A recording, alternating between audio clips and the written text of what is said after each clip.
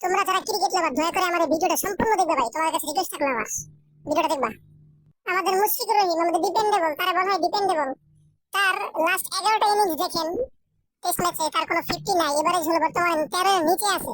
এই অবস্থায় তিনি পরপর সুযোগ পাইতেছে, কেউ কিচ্ছু বলতেছে না।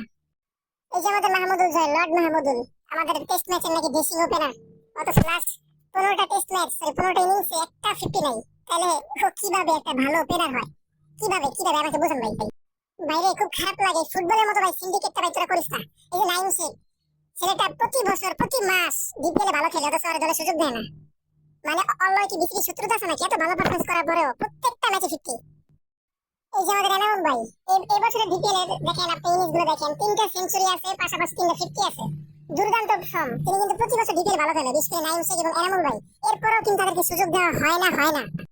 ঘুরে ফিরে বারবার মাহমুদুল জয়, সাদমান, মুশফিক, শান্ত, লর্ড শান্ত এইসব কি সুযোগ দেয়? মানে বুঝি না বিসিবির সাথে কি ওদের শত্রুতা নাকি?